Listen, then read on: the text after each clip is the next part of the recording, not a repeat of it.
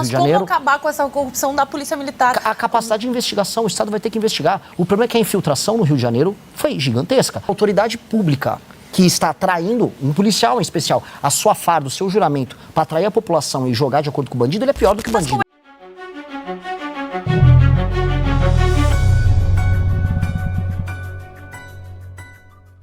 Qual é a principal proposta do Renan Santos para enfrentar o crime organizado? Porque nós entendemos que enfrentar o crime organizado precisa de uma série de coisas: inteligência, integração, penas mais duras, separação de facciosos dos presídios.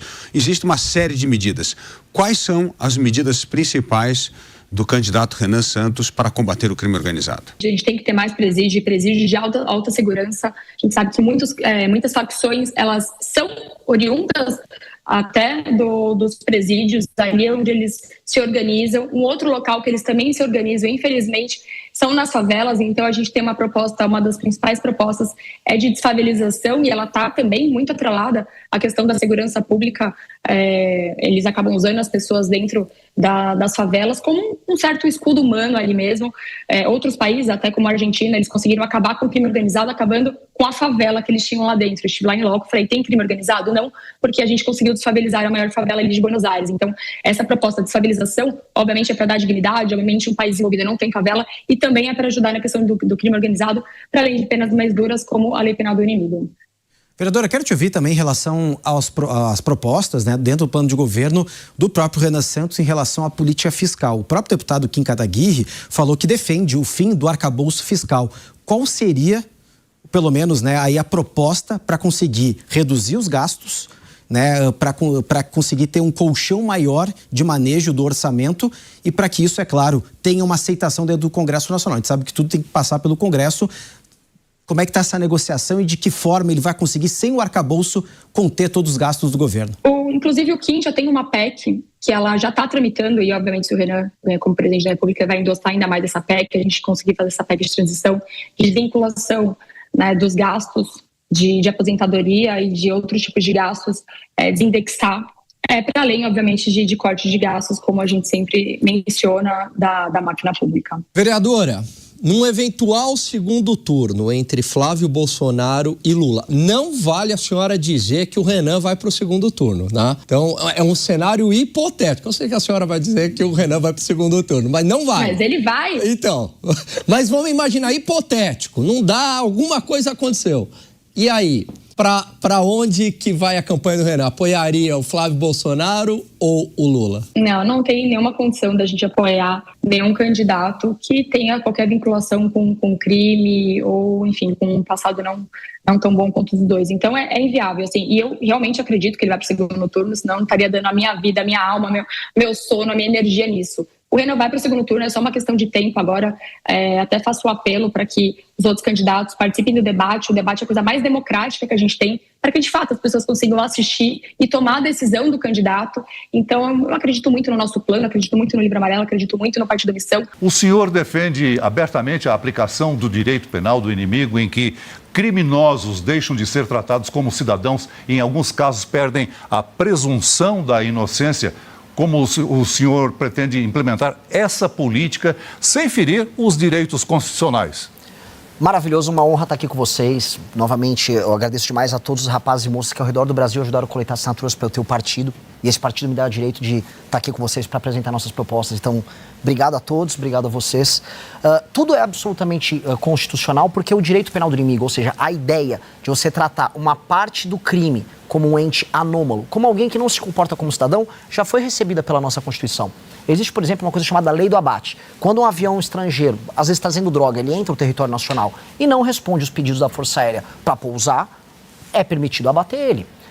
Nós temos outros institutos, por exemplo, a Lei Antiterror no Brasil. A Lei Antiterror traz a ideia de direito penal do inimigo. Então, se uma pessoa está andando com uma bomba, está indo lá para a Praça da Sé, no centro de São Paulo, e você sabe que essa pessoa pertence a uma organização terrorista, você pode atuar, ou seja, se antecipa a pena para prender ele ou para, eventualmente, abater ele, caso seja o caso. Então, a ideia do direito penal do inimigo é tratar de maneira diferente quem age de maneira muito diferente, quem está permanentemente violando direitos humanos, como é o caso dessas facções. E é o que nós vamos fazer, nós vamos implementar o direito penal do inimigo. Inclusive já passou a lei antifacção no Brasil, já antecipando uma parte do que nós vamos fazer.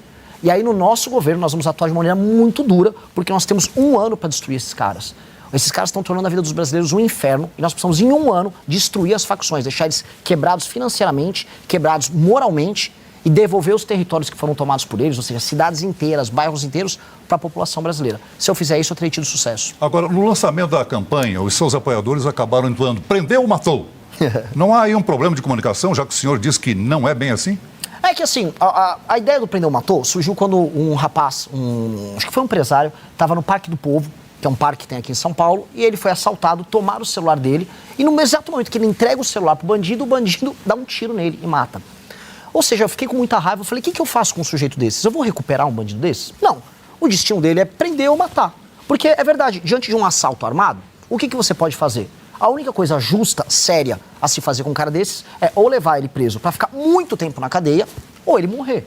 Uma pessoa fala, não, Renan, mas ele pode tomar um tiro da polícia e apenas se machucar. Tudo bem, ele vai se machucar e depois ele vai ser levado pra prisão. Agora, não pode ter terceira opção. Hoje, no Brasil, a gente viu prender ou soltou. O bandido vai preso, fica um pouquinho na cadeia e termina solto. Um cara que agride a esposa, a namorada, acaba detido, volta solto. Uma pessoa que pratica crimes sexuais com uma criança, pega uma pena pequena e volta solto.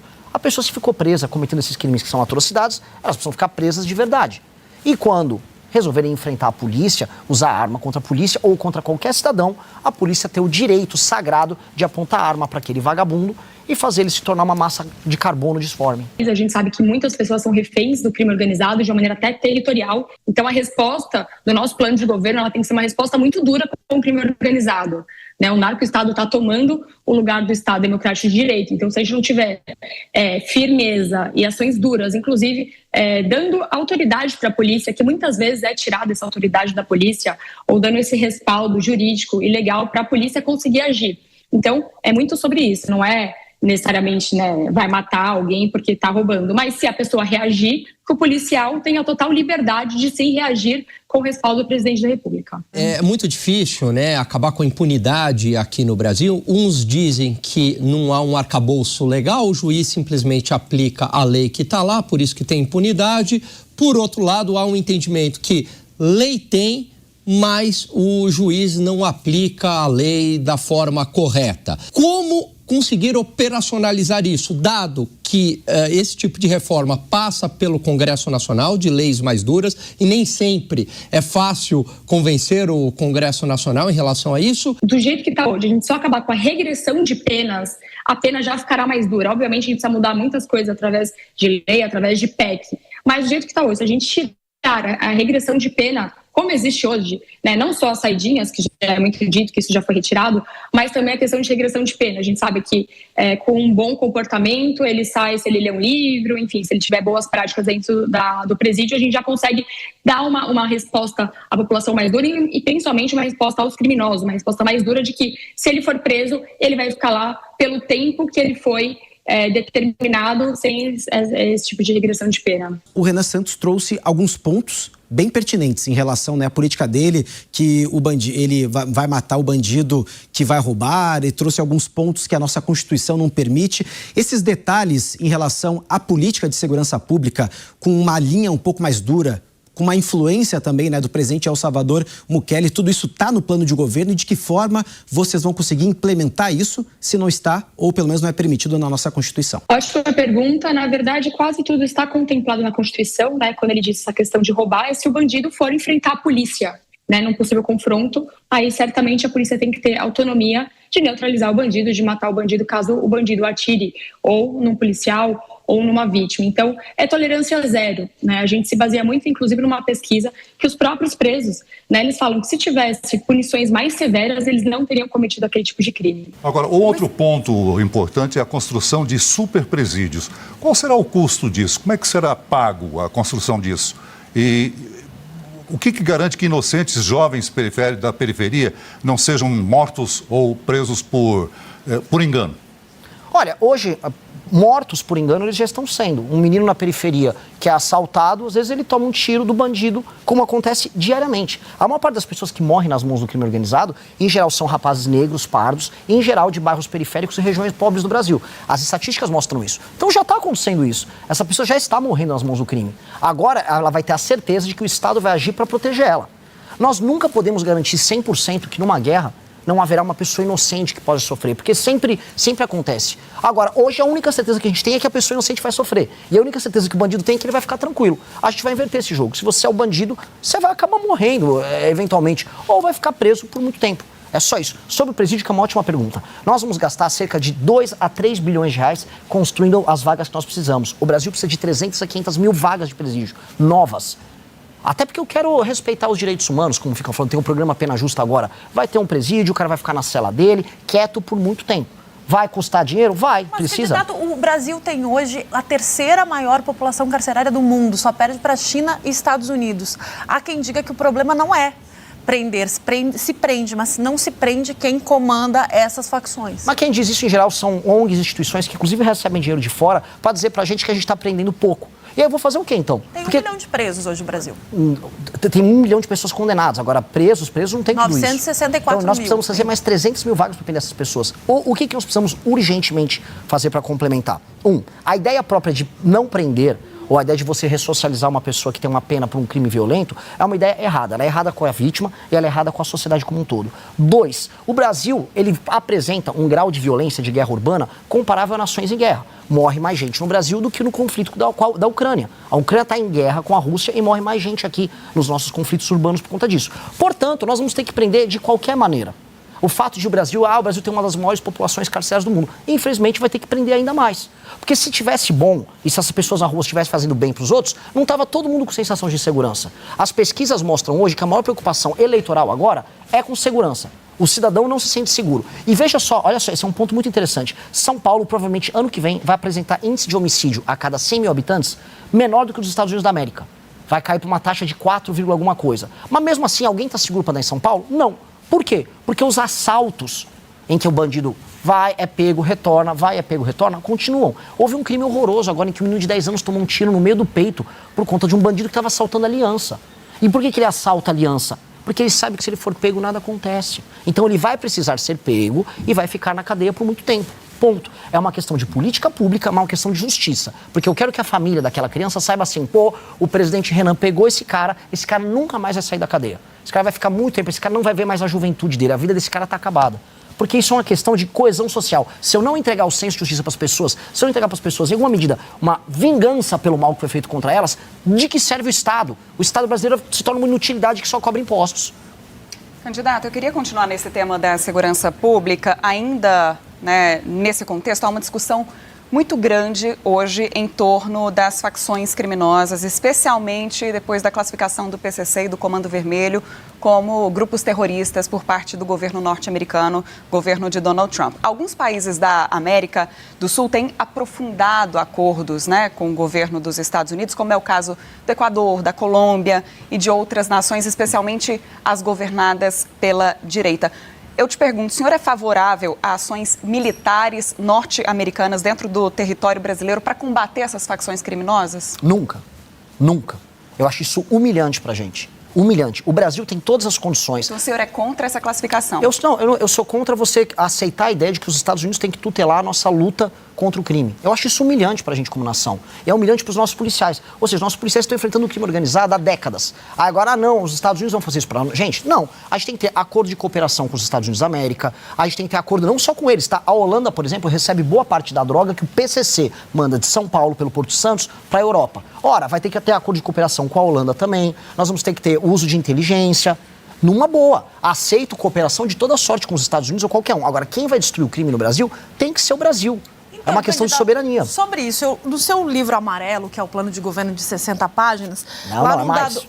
É 460. Não, total, mas o plano de governo registrado no TSE são 60. O senhor fala de dissolução de entidades públicas ou privadas infiltradas pelo crime organizado. Essa dissolução de entidades públicas, a provocação dessa pergunta é a seguinte: a gente tem hoje a maioria dos crimes, quando a gente relata as facções, tem... até o estagiário do Ministério Público aqui de São Paulo repassava informação para a facção criminosa. Recentemente, a gente teve a Polícia Federal fazendo uma operação focada em agentes públicos. A minha pergunta, quando o senhor fala em dissolução de entidades públicas, eu quero saber, tem previsão de fazer auditoria sistemática, frequente, em os bens dos servidores hoje que lidam com isso? Porque a história de matar e de ter uma ação ostensiva, ela tem um apelo popular. Agora, o crime só é organizado porque tem o aval estatal. E aí a minha pergunta é, o que fazer com esse agente público? Seja na Polícia Federal, 2019 teve um sargento das Forças Armadas preso na Espanha, levando droga em avião presidencial. Como fazer com que esse agente não trabalhe para as facções? Porque a gente vê, o senhor mesmo disse, o menino pobre da periferia acaba sendo morto ou preso. Para ele, esse é o cenário. Agora, como combater a corrupção estatal desses agentes públicos? Antes de tudo, o menino pobre da periferia, antes ele é morto pelo crime organizado. E ele está morrendo todos os dias nas casas. Hoje no Brasil morre coisa de 90 a 100 pessoas. Exato. Todos os dias. A maior parte das pessoas que morrem são meninos negros da periferia. Ele já está morrendo ali na mão deles. Só para clarificar. 2, a ideia de você dissolver ou intervir, você fazer uma intervenção em entidades privadas ou públicas que estão envolvidas com crime organizado, não é que eu vou, por exemplo, dissolver o Ministério Público de São Paulo se há um promotor fazendo parte de uma facção. A PM de São Paulo, por exemplo. A PM de São Paulo tem inúmeros casos reportados em que membros da polícia passam informações para o PCC. E essas pessoas têm que ser enquadradas, essa é a ideia do direito penal do inimigo, como membros infiltrados da facção. E tem que ser punidas exemplarmente, porque a autoridade pública que está traindo, um policial em especial, a sua farda, o seu juramento, para atrair a população e jogar de acordo com o bandido, ele é pior do que o bandido. Mas qual é a punição? Esse sargento das Forças Armadas foi condenado recentemente a 3 anos de prisão e foi absolvido do caso de lavagem de dinheiro. Mas aí estamos concordando no mesmo ponto. As punições no Brasil são muito baixas, são muito pequenas. Mas como atingir esse agente público? A partir do momento que você tem o direito penal do inimigo, em que o ato de pertencer à facção, ou seja, você tem uma conexão com a facção, aumenta as punições, ele já vai estar sendo enquadrado num novo tipo de punibilidade. Porque esse é o elemento. A partir do momento que, saindo não só desse agente público, ele, um policial que está ajudando uma facção, ou um membro, por exemplo, de um fundo privado que está lavando o dinheiro do PCC, se ambos forem enquadrados, ambos vão incorrer no pertencimento à facção. E o direito vai funcionar de maneira diferente para eles. E precisa ser assim. É similar ao que acontece com a Itália na lei antimáfia, em que se você está enquadrado como um agente público que está dentro da estrutura da máfia, o Estado vai poder ir com especial força para cima de você. Aí, no exemplo do que está no nosso programa do Livro Amarelo, municípios inteiros já estão na mão hoje do crime organizado. Cito um município, Santa Quitéria, no Ceará, em que o prefeito usou o Comando Vermelho para participar das eleições. Eventualmente, nós vamos precisar fazer uma intervenção federal em Santa Quitéria. Vamos dar um nome para um outro estado aqui, até para dar uma polêmica. Rio de Janeiro. Em que instância do Rio de Janeiro não há presença do crime organizado? Mas aí tem a Polícia Militar, porque... mas eu cito a Polícia Militar, mas vamos citar também a Assembleia Legislativa do Rio de Janeiro. Mas como acabar com essa corrupção da Polícia Militar? A capacidade de investigação, o Estado vai ter que investigar. O problema é que a infiltração no Rio de Janeiro foi gigantesca. Ela acontece na Polícia Militar, sim. Ela também acontece na Civil, menos, mas sim. Ela acontece no Legislativo, muito. Dizem que está acontecendo também no Judiciário. E aí onde você vê o grau de degradação, que tem a ver com a tua pergunta. O governo inteiro do Rio de Janeiro foi dissolvido. A política de Janeiro está podre. Eventualmente, nós vamos precisar fazer, e é um caso grave, é uma intervenção no Rio de Janeiro. Porque o Brasil está se tornando um narco-estado. As pessoas estão assistindo, precisa entender. Esse prender e matar é para esses agentes públicos mas também? Depende. Se ele, vou ser claro, se esse agente público responder uma operação da polícia armado, ele apontar uma arma, o que o agente vai fazer? Vai ter que atirar de volta. Me perguntaram isso já. Aí na Faria Lima, vocês vão atirar contra as pessoas? Depende. Se a secretária do cara que está envolvido no crime organizado sair atirando contra a polícia, sim. Agora, se eles se entregarem, também. Mesma coisa para o traficante. A diferença é que o traficante não quer se entregar pacificamente. Se ele se entregar pacificamente, ninguém vai matar ele. Gostou desse vídeo? Se inscreva em nosso canal e nos ajude curtindo e compartilhando.